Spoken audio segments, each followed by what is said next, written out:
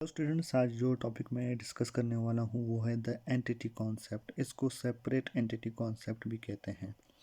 ये generally accepted accounting principle का जो है वो फर्स्ट कॉन्सेप्ट है, जो हमने पहले भी एक्सप्लेन किया था कि जनरली एक्सेप्टेड अकाउंटिंग प्रिंसिपल्स क्या होते हैं। यहाँ पे दोबारा इसको रिपीट करते हैं। जनरली एक्सेप्टेड अकाउंटिंग प्रिंसिपल्स वो सेट ऑफ प्रिंसिपल्स और कॉन्सेप्ट्स है जो अराउंड द वर्ल्ड अकाउंटेंट्स और प्रोफेशनल अकाउंटिंग ऑर्गेनाइजेशन जो है वो इसको रिकग्नाइज करते हैं और एक्सेप्ट करते हैं और इम्प्लीमेंट करते हैं जब भी वो अकाउंटिंग परफॉर्म करते हैं। तो उसमें जो पहला कॉन्सेप्ट है वो the entity concept. Entity concept हमें ये एक्सप्लेन करती है कि जो ऑनर है, जो ऑनर है किसी भी ऑर्गेनाइजेशन का, ठीक है, वो और जो उसकी ऑर्गेनाइजेशन है वो आपस में सेपरेट है, ठीक है, अकाउंटिंग के एंगल से।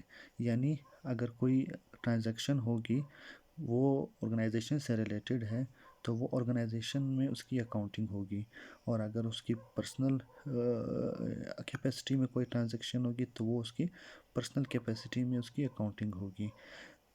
इसको बेहतर अगर हम एक्सप्लेन करें तो किसी एग्जांपल से, वो ये है कि मिस्टर जॉन्स है, ठीक है, उसकी दो कंपनीज़ हैं, कंपनी ए और कंपनी बी।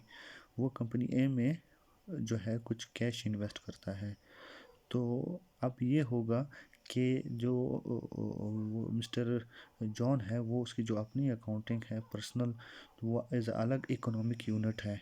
तो वो अलग इकोनॉमिक यूनिट में जो है वो जो अपना रिकॉर्ड मेंटेन करेगा, उसमें वो कैश जो इन्वेस्ट कर रहा है वो कैश उसके अपने अकाउंटिंग जो यूनिट है, इकोनॉमिक यूनिट है, उससे माइनस हो जाएगा। उसके जो कैश बैलेंस होगा उससे माइनस हो जाएगा। और जो कंपनी ए में वो इन्वेस्ट कर रहा है, कंपनी ए में उसकी अकाउंटिंग ये होगी कि वहाँ पे जो कैश आ रहा है वो इंक्रीज़ हो जाएगा। और फर्दर क्या होगा, फर्दर ये होगा कि जो ओनर का कैपिटल है, ओनर इक्विटी है, वो इंक्रीज़ हो जाएगी। कंपनी बी पे इसका कोई इफेक्ट नहीं पड़ेगा। इसी तरह एक और एग्जांपल है कि कभी मिस्टर जॉन को पैसों की ज़रूरत पड़ी तो मिस्टर जॉन ने कंपनी बी से कैश विड्रॉ किया पर्सनल यूज़ करने के लिए। तो इसका क्या होगा, इसका ये होगा कि ये जो ओनर है, जो मिस्टर जॉन है, वो और कंपनी बी एक अकाउंटिंग यूनिट नहीं है, वो दोनों अलग अलग यूनिट्स है।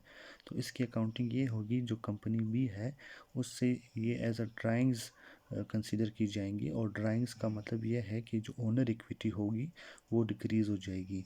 और इसी तरह जो मिस्टर ए है उसके पर्सनल अकाउंटिंग रिकॉर्ड में कैश इंक्रीज़ हो जाएगा।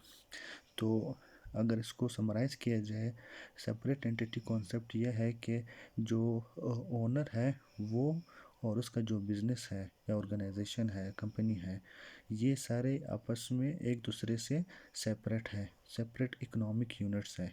इन दोनों की अकाउंटिंग और इकोनॉमी अलग है। तो ये था हमारा आज का टॉपिक।